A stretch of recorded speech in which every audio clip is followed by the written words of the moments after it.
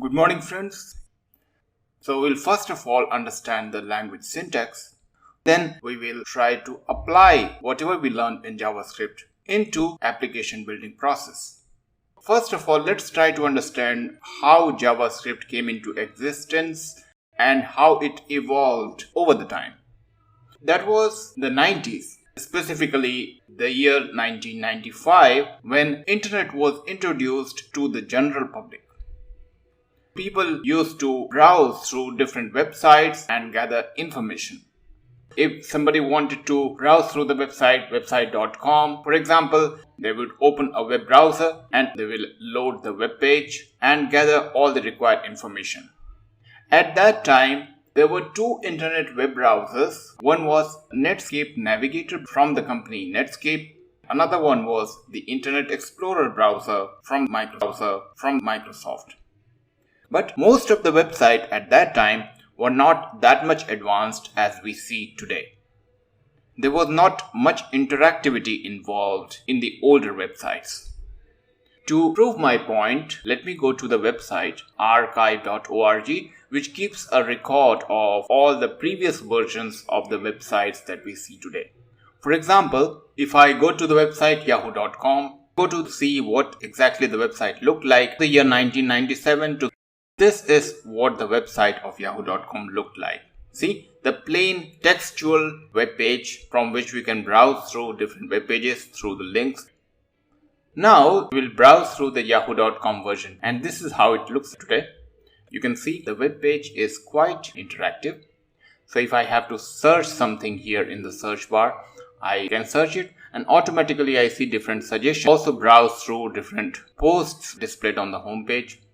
Access the mail, but if I do not provide any email address, I will straight away get a prompt. I can click on this button, for example, and I can see the pop-up. I can hover the mouse over the mail icon and see the pop-up again. Now these are the different links for different posts. You can see even videos can be embedded as thumbnails. But in the year 1995, as I said, there was not much interactivity with the website available at that time. Now, to make the website more interactive for the users, the company Netscape thought of creating something better. So Netscape tasked one of its employees named Brandon Ike with the responsibility of making the Netscape Navigator browser more interactive. To do this, Brandon created a scripting language. Also created a scripting engine and did it with Netscape Navigator browser to understand this language. This was a very much effective system. This made the web pages more interactive, provided the web developers who created the web pages had also created some scripts which the scripting engine integrated with the Netscape browser could understand. Brandon was happy. He first of all gave this scripting language a name Mocha and later changed it to LiveScript, and then as the language became more popular, he changed the name to JavaScript. But let me point out to one fact that JavaScript is not Java, right? JavaScript is different, Java is different.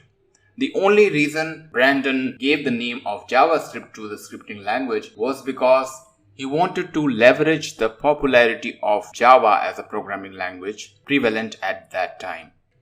But as I told you at that time there was one more internet browser available, the Internet Explorer browser from Microsoft. Now Microsoft also wanted to popularize Internet Explorer, so they tried to understand the JavaScript language, reverse engineer and created a proprietary scripting language called JavaScript. They also integrated their own scripting engine which could interpret JavaScript. Now it used to work the same way with Internet Explorer as JavaScript used to work with the Netscape Navigator browser. So now there were two browsers. One was Netscape Navigator, another one was Internet Explorer, and both the browsers used to have their own scripting language, JavaScript, which used to run only in the Netscape Navigator browser, and JavaScript, which used to run only in the Internet Explorer browser.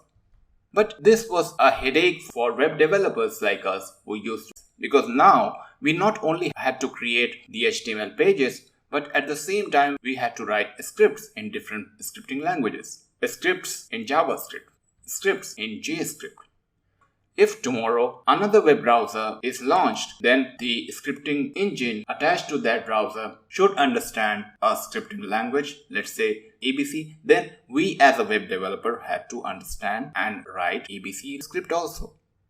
If another browser came into the market sometime later, and if there was one more scripting language involved, we would have to learn that scripting language as well. So we had to learn as many scripting languages as were the browsers, and it was not a feasible solution. Now all these different scripting languages not only increased our burden of learning these scripting languages, but also decreased our productivity as web developers. If there would have been only one scripting language to learn, we would have learned easily. Now we came up with a solution for this. We approached an organization, ECMA, which is responsible for standardizing different programming languages. We presented our case to them, asking them to create a scripting language which could run in all kinds of browsers. So ECMA created a browser-based scripting language, named this as ECMAScript, or ES you could say. So now only one scripting language called ECMAScript or ES, which we also call as JavaScript, became the universal language for all the browsers. Now, as it happens with all kinds of softwares, this ES had to be revised and improvised as time went by. The different versions of ECMAScript were released: ES1, ES2, ES3, ES4, 6, etc. In the year 2015, ES6 was released, which we also call as modern JavaScript, can be read and understood by almost all the browsers. All the browsers are compatible with modern JavaScript, provided we use the updated version of browser. If we are using an older browser, we may not use the full features of modern JavaScript. So we need to keep our browsers updated. Now let's talk about the compatibility of browsers with JavaScript. All the browsers are backward compatible with JavaScript. What that means is that irrespective of which version of browsers we are using, the older versions of JavaScript codes will always work in newer versions of browser. This is called backward compatibility of browsers with JavaScript. But browsers are not forward compatible with JavaScript. If we are using an older version of browser, then it may not support the newer JavaScript features that have been introduced later on.